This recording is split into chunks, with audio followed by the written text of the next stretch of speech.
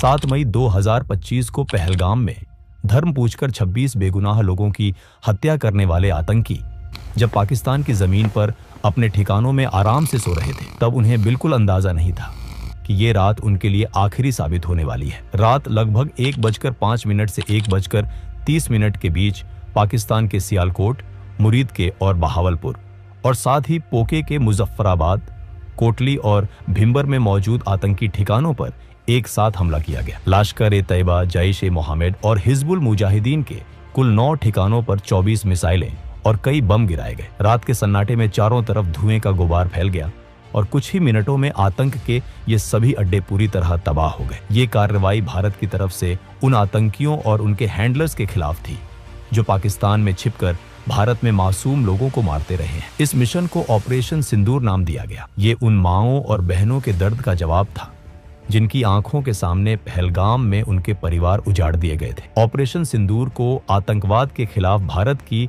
अब तक की सबसे बड़ी मिलिट्री एक्शन माना जा रहा है। पहली बार भारत ने इंटरनेशनल बॉर्डर से करीब 100 किलोमीटर अंदर जाकर आतंकी ठिकानों को निशाना बनाया। इस ऑपरेशन में 100 से ज्यादा आतंकियों के मारे जाने की जानकारी सामने आई। इनमें जैश-ए-मोहम्मद के चीफ मसूद अजहर के परिवार के 10 लोग और उसके 4 करीबी एसोसिएट्स शामिल थे। ये हमला इतना जोरदार था कि सैकड़ों बेगुनाह लोगों की मौत का जिम्मेदार मसूद अजहर खुद टूट गया और ये कहते हुए सुना गया कि काश वो भी इस हमले में मारा गया होता। अब सवाल ये था कि भारत ने पाकिस्तान के अंदर इतना बड़ा ऑपरेशन कैसे किया, इसकी प्लानिंग कैसे हुई और इसके बाद हालात कैसे बदले।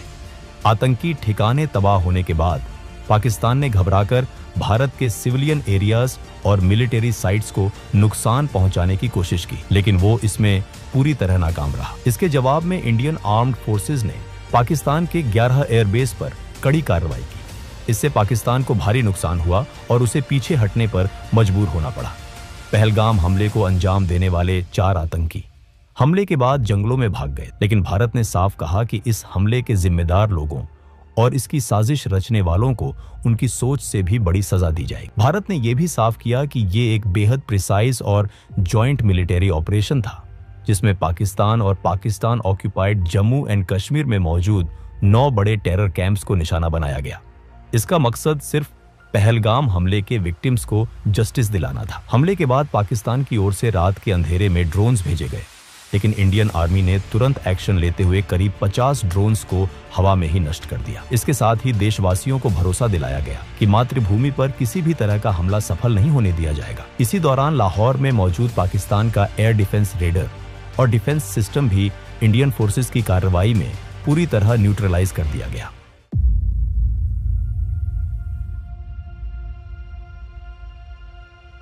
इस पूरी कहानी की शुरुआत 22 अप्रैल 2025 से होती है, जब पाकिस्तान के आतंकी संगठन लश्कर-ए-तैयबा से जुड़े उसके फ्रंट ग्रुप टीआरएफ के 5 से 6 आतंकियों ने पहलगाम की बैसरन घाटी को पूरी तरह दहशत में बदल दिया।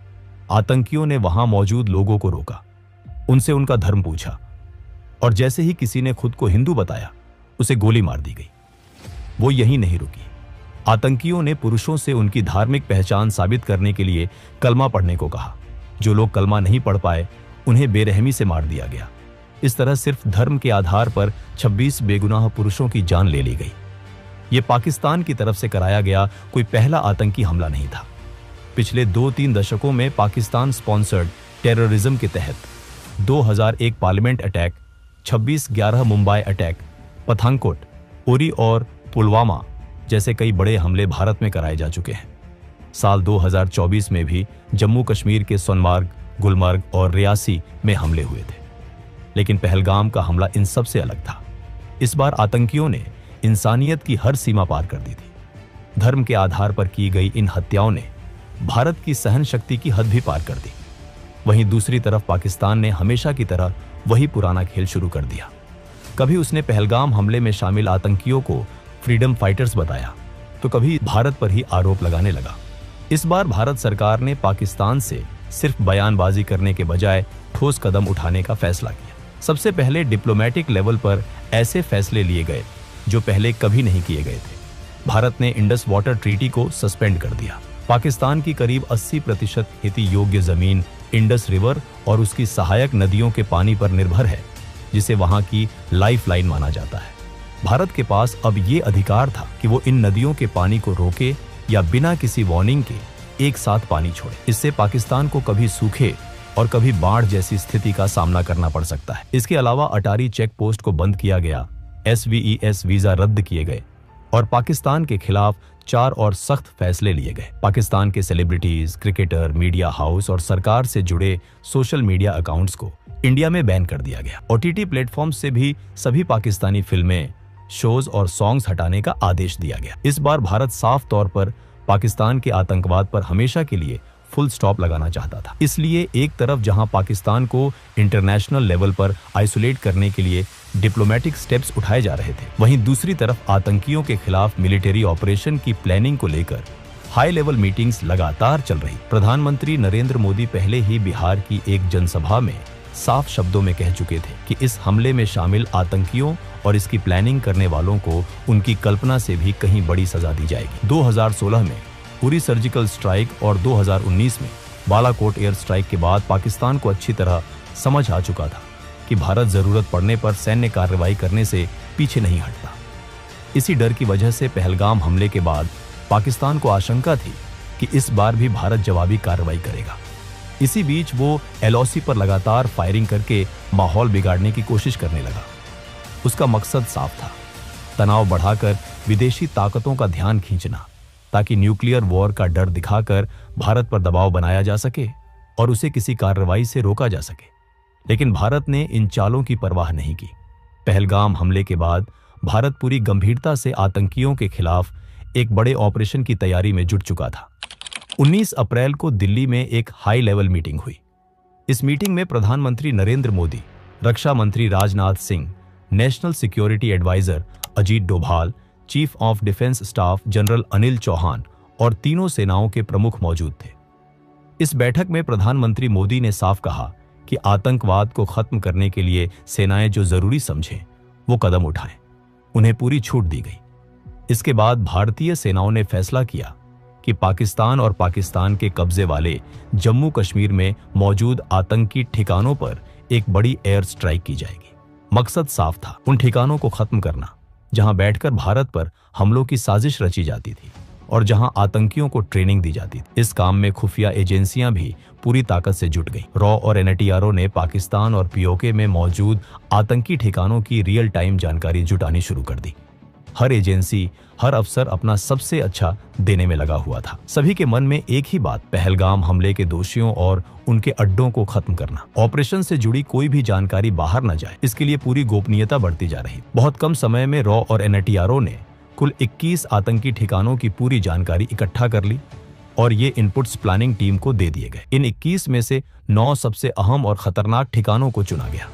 यही वो जगहें थीं जहां से पुलवामा, 26 नवंबर और पहलगाम जैसे बड़े हमलों की साजिश रची गई थी। इन 9 ठिकानों पर लगातार नजर रखी जाने लगी। उन्हें पूरी तरह सर्विलांस में रखा गया। NSA अजीत डोभाल ने इन 9 टारगेट्स को फाइनल किया और 5 मई तक पूरे ऑपरेशन का ब्लूप्रिंट तैयार कर लिया। इसके बाद उन्होंने प्रधानमंत्री मोदी से मिलकर ऑपरेशन की मंजूरी मांगी। प्रधानमंत्री मोदी ने बिना देर किए इन 9 आतंकी ठिकानों पर कार्रवाई की मंजूरी दे दी। पहलगाम में आतंकियों ने हिंदू महिलाओं का सुहाग उजाड़ा था। उसी दर्द और उसी इंसाफ की भावना से इस मिशन का नाम रखा गया, ऑपरेशन सिंदूर। ऑपरेशन शुरू करने से पहले हर छोटी बड़ी डिटेल को ध्यान से चेक किया गया। हर पॉसिबल रिस्क का पूरा असेसमेंट किया गया ताकि किसी भी तरह की मिस्टेक की कोई गुंजाइश न रहे। इस मिशन के लिए फाइटर जेट्स की एक मजबूत टीम बनाई गई। इसमें रफाल, मिराज और सुखोई MKI जैसे एडवांस्ड और लॉन्ग रेंज स्ट्राइक करने वाले फाइटर जेट्स शामिल थे। इन सभी एयरक्राफ्ट को इंडियन एयर स्पेस में रहकर ही ऑपरेशन करना था। रफाल और मिराज को फ्रंट लाइन पर रहकर अटैक एग्जीक्यूट करने की जिम्मेदारी दी गई, जबकि सुखोई MKI जेट्स को एयर डिफेंस कवर देना था ताकि अगर कोई खतरा सामने आए तो तुरंत उसे हैंडल किया जा सके। ऑपरेशन में हाई प्रिसिशन और लॉन्ग रेंज वेपन्स का इस्तेमाल होना था। इसमें एस्कैल्प, ब्रामोस और हैमर जैसे मॉडर्न वेपन्स शामिल थे। एस्कैल्प एक क्रूज मिसाइल है जो करीब 550 किलोमीटर दूर मौजूद टारगेट को पिन पॉइंट एक्यूरेसी के साथ डिस्ट्रॉय कर सकती है। यह बहुत लो एल्टीट्यूड पर उड़ती है जिससे एनिमी रेडर इसे डिटेक्ट नहीं कर पाते। ब्राह्मोस एक सुपरसोनिक क्रूज मिसाइल है जिसे इंडिया और रशिया ने मिलकर डेवलप किया है। इसे लैंड, सी या एयर किसी भी प्लेटफॉर्म से लॉन्च किया जा सकता है। इसकी स्पीड साउंड से करीब 3 गुना ज्यादा होती है और यह 500 किलोमीटर तक पहुंच जाती। इसके अलावा फ्रांस की टेक्नोलॉजी से बना हैमर बॉम्ब भी इस्तेमाल किया जाना था। यह बॉम्ब 250 से 1000 किलो तक का पेलोड ले जा सकता है और बिना जीपीएस सिग्नल के भी करीब 70 किलोमीटर दूर के टारगेट को पूरी तरह डिस्ट्रॉय कर सकता है। ऑपरेशन में स्पाइस 2000 बम का इस्तेमाल भी तय था। इस मिशन में कमिकाजी ड्रोन्स भी एक बहुत अहम रोल निभा रहे थे। ऑपरेशन से पहले ये ड्रोन्स एनिमी टेरिटोरी में घुसकर लगातार सर्वेलेंस कर रहे थे। इससे ऑपरेशन टीम को रियल टाइम और एक्यूरेट इनपुट्स मिल रहे थे ताकि किसी भी तरह की गलती ना हो। इंडिया ने जिन 9 सबसे इंपॉर्टेंट टेररिस्ट टारगेट्स को चुना था, उनमें से 5 टारगेट पीओके मेन एलओसी से सिर्फ कुछ किलोमीटर की दूरी पर थे। बाकी 4 टारगेट्स पाकिस्तान के अंदर इंटरनेशनल बॉर्डर से 6 किलोमीटर से लेकर करीब 100 किलोमीटर तक भीतर मौजूद थे। इंडियन एयरफोर्स के साथ साथ इंडियन आर्मी और इंडियन नेवी को भी स्टैंड बाय पर रखा गया था ताकि ऑपरेशन के बाद अगर लैंड या सी पर कोई कॉन्फ्लिक्ट होता है तो तुरंत जवाब दिया जा सके। 6 और 7 मई की दरमियानी रात रफाल, सुखोई MKI और मिराज फाइटर जेट्स मिसाइल्स और बॉम्ब से लैस होकर इंडियन बॉर्डर के अंदर ही अपने अपने टारगेट से सेफ डिस्टेंस पर पोजीशन ले चुके थे। रात का अंधेरा फैला हुआ था, चारों तरफ कंप्लीट साइलेंस थी। पीओके और पाकिस्तान में बैठे आतंकवादी जो कुछ दिन पहले इंडिया के मासूम लोगों की जान ले चुके थे, बेखबर होकर सो रहे थे। उन्हें बिल्कुल भी अंदाजा नहीं था कि यह रात उनके लिए आखिरी साबित होने वाली है। रात के 1 बजे के बाद जब चारों तरफ पूरी तरह सन्नाटा था, उसी वक्त भारत की तरफ से पहला हमला शुरू हुआ। सबसे पहले पीओके की राजधानी मुजफ्फराबाद में मौजूद लश्कर-ए-तैयबा के सवाई नला ट्रेनिंग कैंप को निशाना बनाया गया। यही वो जगह थी जहां ट्रेनिंग लेकर आए आतंकियों ने 2024 में सोनमर्ग और गुलमर्ग में और 22 अप्रैल 2025 को पहलगाम में भारत के निर्दोष लोगों की जान ली। जैसे ही सर्वेलेंस ड्रोन से ग्रीन सिग्नल मिला, इंडियन फाइटर जेट्स ने मिसाइल्स और बॉम्ब्स दागने शुरू कर दिए। कुछ ही सेकंड में सवाई नाला कैंप की इमारतें आग के गोले में बदल गईं। चारों तरफ तेज धमाकों की आवाज गूंज उठी और आसमान काले धुएं से भर गया। कई आतंकवादी वहीं मारे गए और जो बचने की कोशिश कर रहे थे वे गिरती इमारतों के मलबे में दब गए। इसके बाद अगला टारगेट पीओके के मुजफ्फराबाद में ही एलओसी से करीब 15 किलोमीटर दूर मौजूद जैश-ए-मोहम्मद का सैयदना बिलाल कैंप था। ये जैश का रहने का और ट्रेनिंग एरिया था जहां नए रिक्रूट्स को हथियार चलाना, एक्सप्लोसिव्स बनाना और फिडाइन अटैक्स की ट्रेनिंग दी जाती थी। तीसरा टारगेट एलओसी से करीब 30 किलोमीटर दूर पीओके के कोतली इलाके में मौजूद लश्कर-ए-तैयबा का गुलपुर कैंप था। इन दोनों कैंप्स पर भी हमला कर दिया गया। इसी कैंप से ट्रेनिंग लेकर आए आतंकियों ने अप्रैल 2023 और जून 2024 में पूंछ में तीर्थ यात्रियों से भरी बसों पर हमला किया था। सैयदना बिलाल कैंप और गुलपुर कैंप पर मिसाइल्स और बॉम्ब्स की लगातार बारिश होने लगी। इस पूरे वक्त प्रधानमंत्री नरेंद्र मोदी लगातार NSA अजित डोभाल के संपर्क में थे और ऑपरेशन की हर अपडेट ले रहे थे। इसके बाद इंडियन फाइटर जेट्स का अगला निशाना भिम्बर इलाके में लश्कर-ए-तैयबा का बरनाला कैंप और कोतली में जैश-ए-मोहम्मद का अब्बास कैंप बना।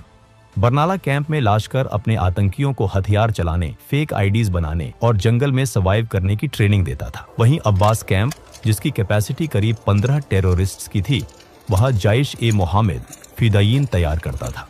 जैसे ही फाइनल क्लियरेंस मिला, एक के बाद एक कई मिसाइल्स आसमान से गिरी और दोनों आतंकी ठिकाने पूरी तरह तबाह हो गए। उसी दौरान Indian fighter jets Indian air space में रहते हुए पाकिस्तान के अंदर भी जैश-ए-मोहम्मद, लश्कर-ए-तैयबा और हिजबुल मुजाहिदीन के कई ठिकानों को निशाना बना रहे थे। ऑपरेशन पूरी प्लानिंग, स्पीड और एक्यूरेसी के साथ अपने अगले फेज की ओर बढ़ चुका था। पाकिस्तान के अंदर भारत का पहला टारगेट सियालकोट में मौजूद जैश-ए-मोहम्मद का सरजाल कैंप था। इसी कैंप में मार्च 2025 में जम्मू कश्मीर में 4 इंडियन सोल्जर्स की हत्या में शामिल आतंकियों को तैयार किया गया था। इसी इलाके में हिजबुल मुजाहिदीन का मेहमुना जोया कैंप भी मौजूद था, जहां पठानकोट एयरबेस अटैक की प्लानिंग की गई। इंडियन एयर स्पेस में रहते हुए फाइटर जेट्स ने सियालकोट के इन दोनों टेरर कैंप्स पर मिसाइल्स और बॉम्ब्स दागे। हथियार अपने तय किए गए टारगेट्स पर जाकर इतने जोर से फटे कि कुछ ही पलों में दोनों कैंप्स मलबे में बदल गए।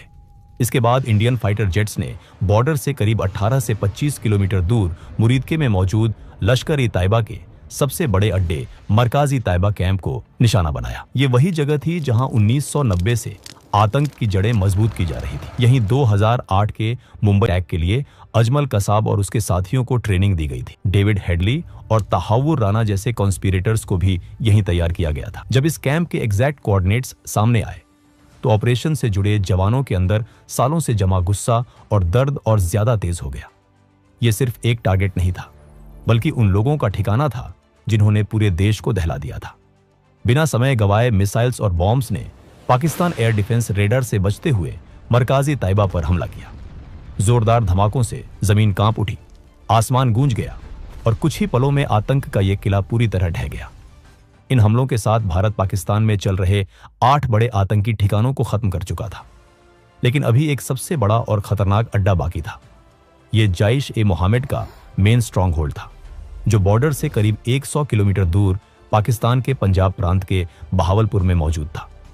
इस कैंप का नाम था मरकाज सुभान अल्लाह, जो जैश-ए-मोहम्मद का हेडक्वार्टर था।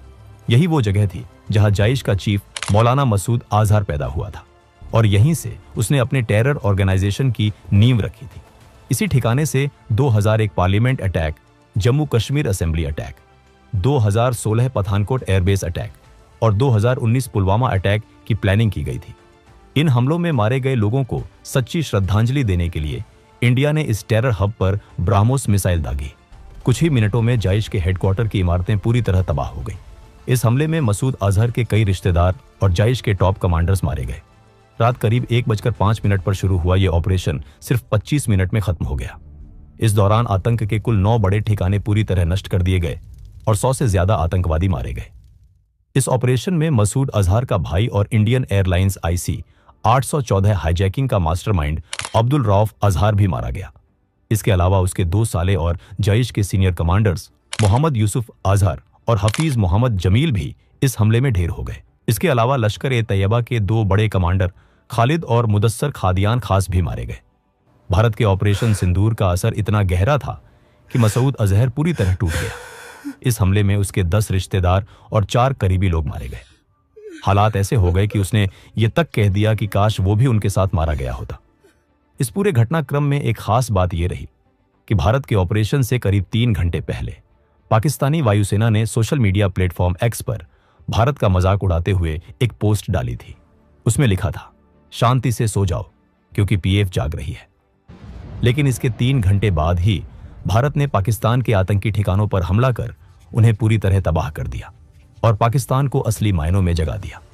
ऑपरेशन की सफलता के कुछ ही घंटों बाद 7 मई की दोपहर को भारत सरकार ने एक प्रेस कॉन्फ्रेंस की। इस मंच पर फॉरेन सेक्रेटरी विक्रम मिस्री, भारतीय वायुसेना की विंग कमांडर व्योमिका सिंह और भारतीय सेना की कर्नल सोफिया कुरैशी मौजूद थीं। ये कोई सामान्य प्रेस कॉन्फ्रेंस नहीं थी, बल्कि आतंकवाद के खिलाफ भारत का एक मजबूत और प्रतीकात्मक संदेश था। यह संदेश उन आतंकियों के लिए था जिन्होंने पहलगाम में लोगों से उनका धर्म पूछकर उन्हें मारा था और उनकी महिलाओं से कहा था कि जाकर सरकार को बता देना। उसी सोच को जवाब देने के लिए एक हिंदू और एक मुस्लिम महिला अधिकारी को सामने लाया गया। इससे भारत ने साफ दिखा दिया कि वो धर्म के आधार पर बंटा हुआ देश नहीं है, बल्कि एकजुट राष्ट्र है। कर्नल सोफिया कुरैशी और विंग कमांडर व्योमिका सिंह ने लाइव वीडियो सबूतों के साथ बताया कि भारत ने ऑपरेशन सिंदूर के तहत POK में 5 और पाकिस्तान में 4 आतंकी ठिकानों को निशाना बनाया और सभी को पूरी तरह नष्ट कर दिया। ऑपरेशन के तुरंत बाद विदेश मंत्री S जयशंकर और राष्ट्रीय सुरक्षा सलाहकार अजित डोभाल ने अमेरिका, ब्रिटेन, रूस, सऊदी अरब और UAE जैसे देशों को इस कार्रवाई की जानकारी दी। दुनिया के कई बड़े देशों ने भारत की इस कार्रवाई को आतंकवाद के खिलाफ जरूरी कदम बताया। सबसे अहम बात यह रही कि इस बार भारत की विपक्षी पार्टियों ने भी कोई सवाल नहीं उठाया। सभी ने सेना की सराहना की, सरकार का समर्थन किया और आतंकवाद के खिलाफ देश की एकजुटता दिखाई। इसके बाद पाकिस्तान के रक्षा मंत्री ख्वाजा आसिफ ने बयान दिया कि अगर भारत हमले रोक देता है तो पाकिस्तान भी कोई जवाबी कार्रवाई नहीं करेगा। लेकिन उनकी बातों के उलट पाकिस्तानी सेना लगातार LOC पर भारत के रिहायशी इलाकों को निशाना बना रही थी। पाकिस्तान की ओर से सबसे ज्यादा गोलीबारी पुंछ इलाके में हुई। इस फायरिंग में 12 बेगुनाह लोगों की मौत हो गई, जिनमें 4 छोटे बच्चे भी शामिल थे। इसी हमले में भारतीय सेना के लांस नायक दिनेश कुमार भी शहीद हो गए। इतना ही नहीं, पाकिस्तान यहीं नहीं रुका, उसने भारत के खिलाफ एक बड़े सैन्य हमले की भी कोशिश की। 7 और 8 मई की रात के बीच पाकिस्तान ने जम्मू कश्मीर, पंजाब और गुजरात के करीब 15 शहरों में स्थित भारतीय सैन्य ठिकानों, आम नागरिक इलाकों और धार्मिक स्थलों को ड्रोन और मिसाइलों से निशाना बनाने का प्रयास किया। लेकिन भारत पहले से ही पाकिस्तान की मंशा को समझ चुका था और पूरी तरह सतर्क था। जैसे ही ये ड्रोन और मिसाइल भारतीय हवाई सीमा में घुसे, भारत की मजबूत और कई स्तरों वाली वायु रक्षा प्रणाली ने उन्हें आसमान में ही नष्ट कर दिया। पाकिस्तान की यह साजिश पूरी तरह नाकाम हो गई। भारत ने पाकिस्तान को बता दिया कि वो अपने सुरक्षा से कभी समझौता नहीं करता। अगर कोई देश या संगठन भारत की ओर आंख उठाकर देखेगा तो उसका जवाब उसी भाषा में दिया जाएगा।